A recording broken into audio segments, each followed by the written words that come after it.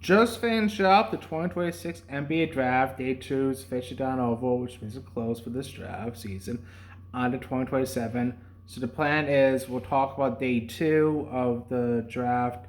Some big winners. I don't think there's any like losers because I don't have any like big complaints except for Bob with him and face. So like that's really weird that he fell the way he did from the Clippers onwards, because the first 5 picks I can understand for simple reasons, which I'll talk about momentarily. But like that was really weird. And in fact, Atlanta picking my 52 is weird. But the draft started forward with news of rumblings of 31, 32 maybe getting traded. 32 ended up not, 31 did. But the Bulls and Lakers actually something kind of funny where they traded the 56th pick to the Lakers. The Bulls got cash in consideration. Why? Who? Nobody knows. And the Lakers, it kind of came obvious when the Vegas saw slide. They were trying to be aggressive. It was obvious they were trying to put in a position to get Vaso. The Hawks still somehow from 57 to 52 to get him, and then they traded the 56 pick for cash to Dallas for it's Chetko for versatile international stats. Really intriguing wing and a good stats for Dallas. So kind of funny, the Lakers start of the day trading cash and they get cash back, so that'll be like a net just giant positive for them. So I guess when I look at a Dallas trade the Bulls for cash, but so kind of interesting in that sense. But overall, in the second round, I like Houston trading up early to get Bruce Thornton. You can't count on Van Fleet coming back and never heard of Mo Gardev. I like the what you saw on his pick for the Grizzlies. He'll probably be a two-way because he's coming off an ACL injury, and a guy who even though he's 25, he's such a great shooter, all ball stuff. I personally think he would be a first round pick. So they play this long con game with him. So I think that's really smart, and it doesn't affect the cast pick I imagine, because I imagine he's not going to be a converted contract. Like that, say Evans pick by Minnesota. They got that pick as part of the Julius Randle and Nick Claxton trade involving the Bulls as well. And to trade down 5 spots, save some money from the 28th pick, along with losing Julius Randle, and to get a good player, in my opinion, I say Evans, who I thought was first round caliber, was nice. Cavs trading up to get Malik Thomas, like that, one of my favorite players in draft, a dynamic scorer. Denver getting Troy Brazil, we like that. Miami trading up to 37 to get Ryan Colwell. And I think the Bulls trading 38 to the Patriots for Braden Smith is really cool. A hometown kid is going to play for his team. I think that's just really cool in general. But even though I think that's cool for the Pacers, I don't like what the Bulls did round two.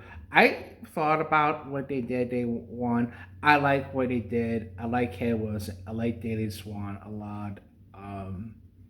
So having those two in the starting line with Modest and I would imagine Jaden Smith and Josh Giddey like size and length and versatility. Not a lot of shooters per se, but hey, it's okay. They're not looking to win the championship next year, so that's cool. And I was really, and I'm a Bulls fan for this coach, so I was really excited to see what they're gonna do 38. And what I was kind of hoping was they would maybe package 38 in 56, or maybe even in future second, or 38 in future seconds to get a real target because the guys who fell or were still available. And I was afraid it wasn't going to be a great option to 38. Vaso fell, and I would have taken him in a heartbeat. I think. I don't know how a guy who's that 7 foot, who's that skilled, who can rebound, block shots, and score, somehow manage about 52. I Even if it's true to pull like, oh, he's trying to get hit to Atlanta and stuff like that, and if teams are trying to convert guys to two-way contracts, like it's the 38th pick, and not looking to convert that to a two-way. So, like, what are the Bulls thinking here? Like, they should have taken him.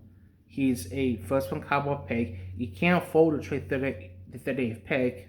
This is just like years ago when they traded the 38th pick that turned to Jordan Bell. Jordan Bell helped the Warriors for doing championships, and they would just enter that rebuilding stage. I think that was in 2017. It's the same thinking. It's like, what are you thinking, Wolves? Can't afford to trade away that high of a pick. And yeah, they got like some future second round picks. They got Cam Jones, who struggled a little bit in the end this year, but was a dynamic scorer in Marquette and could really shoot. So I don't know if he's a. I imagine he's a converted contract, not two way. I'm not 100% positive on that, but like, I just don't like doing that and then trading beforehand. I don't like trading the 56 pick for nothing too. They could have taken that international stats guy. They could have done something different with it. So I'm not a fan when you're in the Bryson Graham is clear said they're entering a rebuild stage. So I just don't like what they did with these picks per se, but you know, for the second round pick, but like I like what they did the first round, so it's fine. Just frustrated. I'm frustrated as a Bulls fan. Now, overall winner so Grizzlies really like what they did. They get Buzo. They move around to get the 5 second round picks.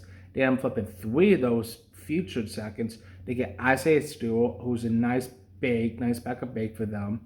The 21 pick in this year's draft was Trinity Lawson, and what you saw in those, and you still get some future seconds too. Grizzlies A plus. I'm not surprised. They're a small front office. They've been killing the draft for years, so really small, good draft for them. Lakers, we talked about that last night. Spurs, same spiel. Sixers, Bucks, same spiel.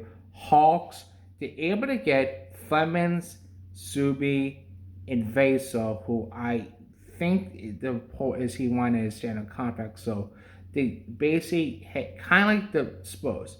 We need a backup big to go where we have going, and the chance to double down on that. And my opinion, Vase is a higher pick.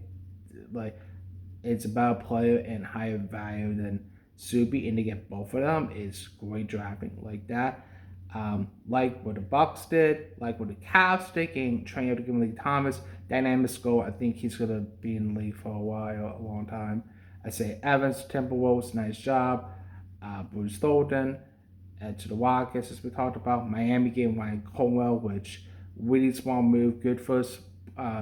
Addition post Giannis trade. He's gonna help out a ton. He's a great shooter, help a ton. And Denver able to trade down and get Trevor Brazil, the center from Arkansas, who I really like, a backup big to go next to Jokic, and can, in theory, even maybe play with Jokic, because maybe Brazil could be like the 5, but Jokic could be the 4, could be something if Brazil can hit and develop quickly, and to get 2 seconds too. Nice job. So those are my overall thoughts on this year's draft. I'm not gonna talk about the presentation that needs to be fixed, but overall, that's my thoughts on the 2026 NBA draft.